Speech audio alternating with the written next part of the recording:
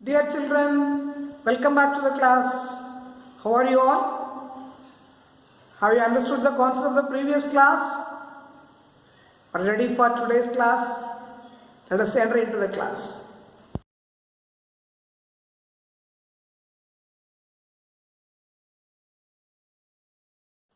Before entering into the concept of this class, let us recall what we have learned in the previous two classes. Shall we? Okay. The previous two classes, at first we have learned what is history. Are you answering for this question? What is history? History is the record of past events. And so many sources are there to know about history, written and material sources. About that already we learned in depth. Next we learned about advent of the Europeans. Europeans or the people of Europe, they are more interested in coming to India for trading purpose. Their only way is through Constantinople. What happened to the Constantinople? It was captured by Turkish people. Who lived in Turkey? Who were the Turks? They were the people of Islam. So that people they captured and blocked the Constantinople. And European people, they were in urge to find a new sea route to India. So they started exploring voyage. Exploring means finding something new, to find a new sea route to India. In that, who was the pioneer? The Portuguese. They were supported by Prince Henry. He encouraged the navigators. Bartholomew Dias first came, but he was failed. Followed by him, who came? Vasco da Gama. He was succeeded in finding a sea route to India and arrived in Calicut. After that, they established their factories there, and the Portuguese settlement started in India. And they were governed by three governors. Can you recall the governor names? Who was the first governor? Francisco de Almeida. Second one, Alfonso de Albuquerque. And third one was Dino de Hanca. And they established factories in some places. And what happened to them? They were declined because of the arrival of the Dutch people. And they made some impacts in India. That is, Roman Catholics started spreading. They brought the tobacco plantation in India. That impacts are still there in India. Now we are going to learn about the arrival of the Dutch people into India.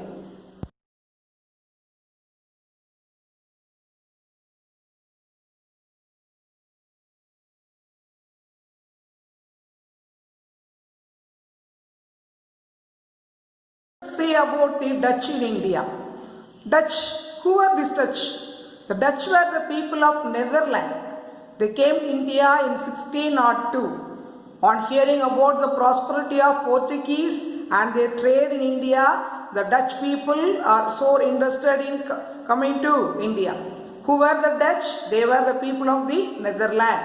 When did they come to India? In the year 1602. And the company they started is known as the United East India Company of Netherlands. They got permission from their authority and came to India in 1602 and started their United East India Company. And the first factory of the Dutch was in Masulipatinam, which was established in 1605. Which was the first factory of the Dutch people? Masulipatinam. When it was established in 1605. And these people, they gave tough rivalry to the Portuguese. So already Portuguese were trading in India. Now who entered the trade? Dutch people entered the trade. It leads to the competition or rivalry between these peoples. So in 1605, they captured Amboina from Portuguese. Who captured Amboina? The Dutch captured Amboina from Portuguese. When did they capture Amboina? In 1605. And it leads to their supremacy in Spice Island. Because of the capturing of Amboina from Portuguese, Dutch became supremacy. Supremacy means they were the top place in Spice Island. What is spice? Already I told some examples. Spices are pepper, cardamom, cloves, which are giving nice fragrance to the food. Even your mother is preparing biryani in kitchen, from the hall or from the outside of the home, you can smell that because of the spices added into that. So spices are costlier one. At that time, lot of spices were grown in India. So these people came to India for the purpose of spice trade. So now by capturing the Amboina from the Portuguese, Dutch became the supremacy in the Spice Island. That is, island means all the sites surrounded by water. That place called as the Spice Island. So and also they captured Nagapattinam from the Portuguese. So two places were captured by the Dutch people from the Portuguese, which were Amboina and Nagapattinam. By capturing these two places, Dutch make a strong hold in the south part of India. So in the south part of India, Dutch make a strong hold, making their position very strong and firm. So Dutch people, they became supremacy by capturing Amboina and make a strong hold in south by capturing Nagapattinam. Who were the Dutch? Dutch were the people of Netherlands. When did they come? In 1602. And what was the company's name? United East India Company of Netherlands. Netherlands means it is of Germany origin. So the first factory was started at Masulipatinam in the year 1605 and they captured Amboina from the Portuguese in 1605 and it leads to the supremacy of the Dutch people in Spice Island, and also they captured Nagapattinam and make a strong hold in the south.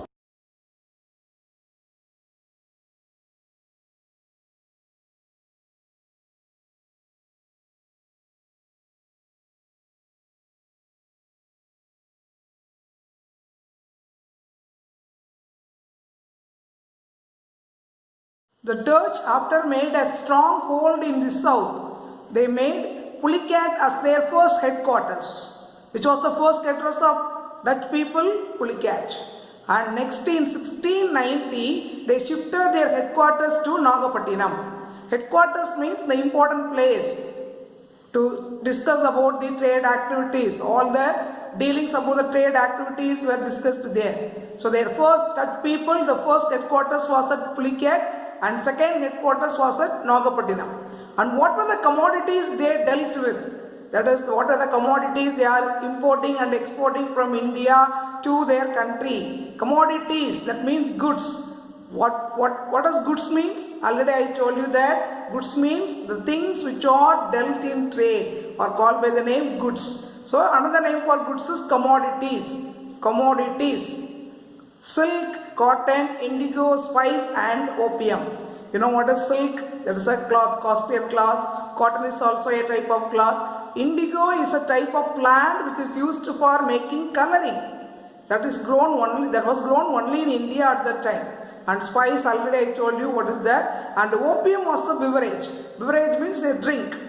Like Coke, Pepsi, coffee, tea, like that we have hot and cool beverages. Like that opium was also a drink. So what are the commodities the Dutch deal with in India? Silk, cotton, indigo, spice and opium. And especially in the black pepper. You know what is pepper? In the black pepper they had monopoly in the trade. Monopoly means they were the topmost one. No one was equal to them. They were in the first place in dealing with the black pepper. And they established factories at so many places. That is at Surat, Pulicat, Sinsura, Kazim Bazar, Patna, Nagapattinam, Balasur and Cochin. What were the factories of Dutch people? Surat, Pulicat, Sinsura, Kazim Bazar, Patna, Nagapattinam, Balasur and Cochin. So Dutch people, which was their first headquarters, Pulicat. Then where did they shift that to? In 1690, they shifted the headquarters to Nagapattinam. What are the commodities dealt by them? Silk, cotton, indigo, spice and opium. In which trade they had monopoly? In dealing with black pepper. And what were their factories? Factories were at Surat, Pulicat, Sinsura, Kazim Bazar, Patna, Nagapattinam, Balasur and Cochin.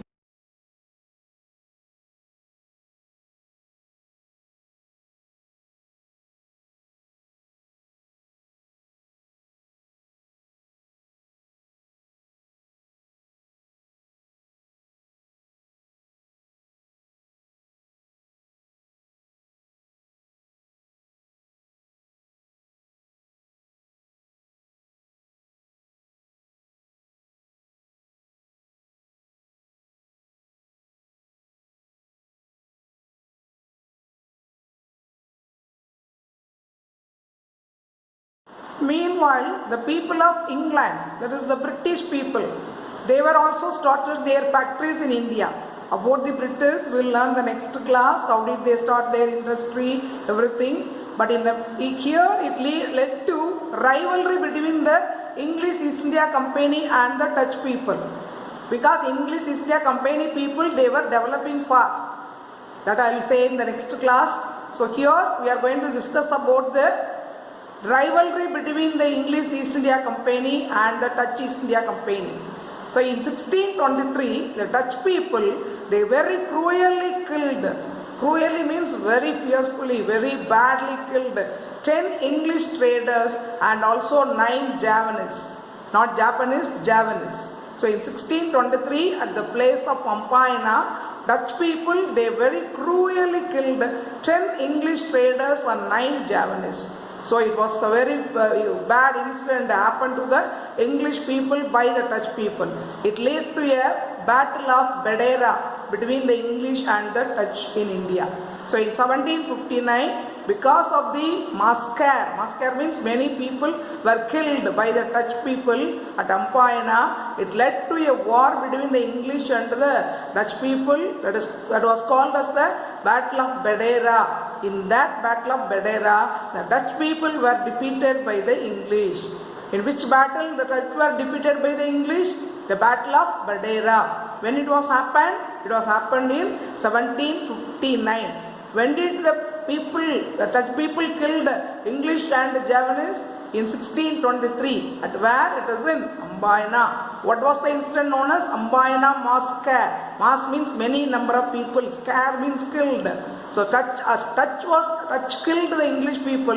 It led to a war, and in the war of Battle of Badera between English and Dutch, the Dutch were defeated by the English, and it led to the loss of their settlements to English one by one. In the consequence years, that is the following years, the Dutch lost their settlements to the English. So in 1795, they were completely wiped out by English people from India. In the year 1795, Dutch people, they were forced by the English people to wipe out from India. Wiped out means vacated from India. So the Dutch settlement in India was completely cleaned by the English people.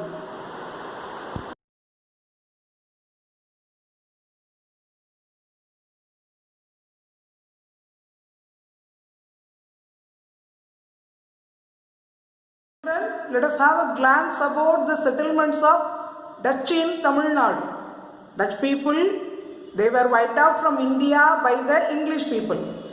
But at the same time, Dutch people, they came to Tamil Nadu in 1610. They made their settlements in many places of Tamil Nadu. Still, we have the monuments of Dutch in Tamil Nadu. They captured Pulicat from the Portuguese. Pulicat was one of the important settlement of the Portuguese people that was captured by the Dutch people in 1613. They built a fort there. Fort means a protecting area for their administration. That fort name was Geldria. Fort Geldria was established by the Dutch people in 1613 at Pulicat. And they make settlements there. They exported diamond to western countries. They bought diamond from the local sellers of Tamil Nadu and they exported that to western countries and made lot of profit in that. Other possessions of Dutch in Tamil Nadu were Nagapattinam, Punnakoyal, Porto Novo, Kadalur and Devanampattinam. So in so many places in Tamil Nadu, Dutch people made their settlements. Still, till today we can see the remains of the Dutch in Tamil Nadu also.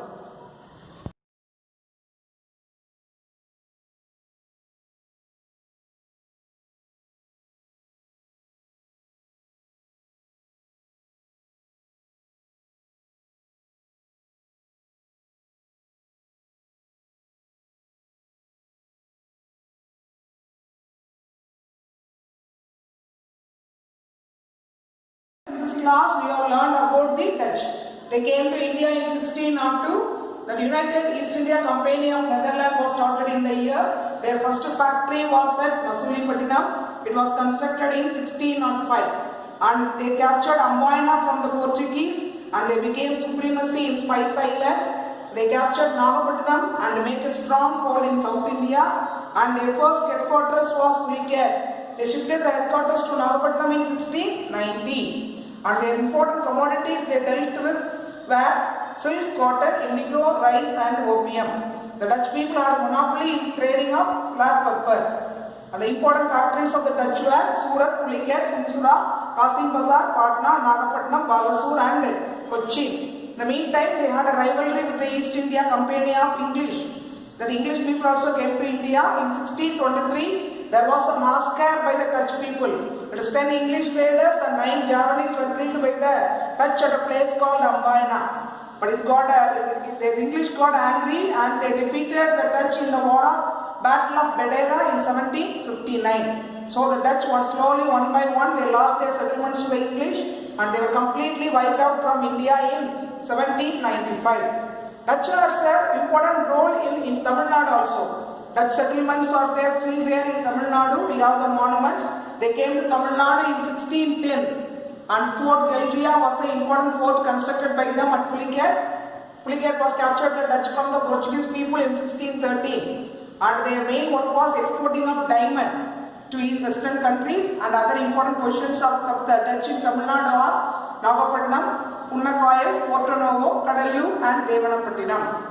Hope that you understand the concept. Following this, there is a small video clip as usual. Enjoy that and try to attempt the assignment. Thank you, children. Most people are familiar with the East India Company, and while it was a massive and very successful company, it falls rather short in both size and impact to the Verenigde Oost-Indische Company, or as it is commonly called, the Dutch East India Company. Founded in 1602, the trading company existed for almost 200 years and was not only the first publicly traded company, but was also the largest and most valuable corporation in history. At its peak, the VOC commanded more than 5,000 ships, had the ability to wage war, and sent almost 1 million people to Asia, more than every other European country combined. From its inception, the VOC was unlike other companies during its time. It was chartered by the States General of the Netherlands and given a monopoly over trade in Asia. The charter also granted the rights to build forts, maintain armies, and conclude treaties with Asian rulers. It was in almost every way its own country, with the ability to declare war and raise a standing army. The VOC was run by a 17-member board called the Heren 17. The board then appointed a Governor General to oversee company interest in Asia. The Dutch government gave an initial investment worth around $100 million today, and with that money, as well as capital raised by other investors, the Dutch East India Company was able to raise a sizable fleet and conduct trade with minimal risk. Prior to this point, most merchants would send one ship and have all their money invested in that one voyage. But the VOC split the ownership of a trading vessel among multiple investors. This way, if you lost one boat, it wasn't as big as a loss, since your money was spread out among multiple voyages. After their first successful trading voyage to the East Indies, the spices and goods sold returned a profit of over 400%. And so, for the next 15 years, the VOC established trading posts throughout Southeast Asia, and was seeing extremely profitable returns on their investments. However, it wasn't until Jan Pieterszoon Cohen was established as Governor General that the VOC truly became a monopoly. In 1619, backed by the forces of 19 ships, Cohen stormed the Banten people and established the city of Batavia, which is now modern-day Jakarta, as the VOC headquarters. The VOC quickly spread throughout Asia. Not only did it establish itself in Jakarta and the rest of the Dutch East Indies, but it also established itself near Japan, being the only foreign power allowed to trade there. The Dutch took control of trade in both India and Sri Lanka, driving out the Portuguese and gaining a monopoly over cinnamon, which was an extremely sought-after commodity in Europe. The Dutch further extended their reach by opening trading posts in China and Taiwan, as well as building several outposts in South Africa. By 1669, the VOC was the richest private company the world had ever seen, with over 150 merchant ships, 40 warships, 50,000 employees, and a private army of 10,000 soldiers.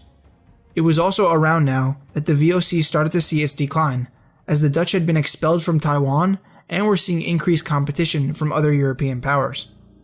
With the further colonization of the Americas, many spices and goods that the Dutch had previously had a monopoly over were now being sold cheaper by other European countries.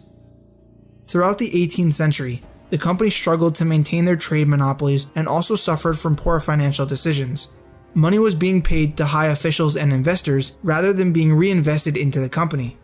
By 1780, the VOC was facing a fast-growing debt problem as well as widespread corruption. Ultimately, the company was dissolved in 1799, and the Dutch government took over its possessions and territories. It is estimated that at its height, the Dutch East India Company was worth $7.8 trillion adjusted for inflation today, making it the most valuable company in history. To put that into perspective, if it were still around, it would be worth more than the top 20 richest companies today combined. From a humble trading company to a global monopoly, this was a brief overview of how the Dutch East India Company became the most valuable company in history.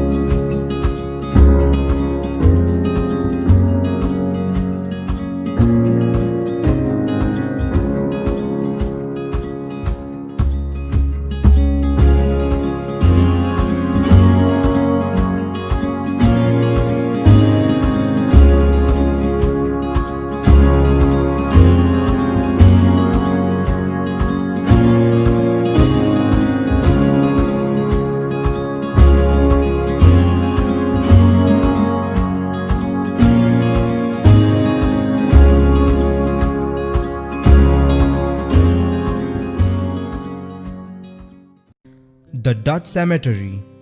The Dutch Cemetery is located on the main road in Katargam area of Surat, which is in the Gujarat district of India. The first tombs of this cemetery were laid down in around 1650 AD. The tombs are that of the Dutch who lived here and worked for the English factory in the pre-independence era. Several tombs are built here in various shapes and sizes, but the biggest and most grand tombs are that of the president of the English factory. Large, beautiful, decorative stone structures with domes and pillars are built over their tombs as a tribute to them. My guess is that no one really goes there except photographers, enthusiasts, and old architecture lovers. The cemetery is located right on the main road with a lot of traffic outside the walls and residential buildings on three sides. Still, there is some silence that hangs over the place. One of my friends has visited here early Sunday morning, and I am told the place is felt a bit weird, that she couldn't sleep at night. The gate had been locked and they had to jump over the wall to go in. The day was sunny when I visited. There wasn't a lot of crowd, and there were only a few boys playing cricket at the back of the cemetery. Looks like they are used to the tombs by now. Apart from us, there was no one else to look at the tombs. But if you visit Surat, this is a must-see place.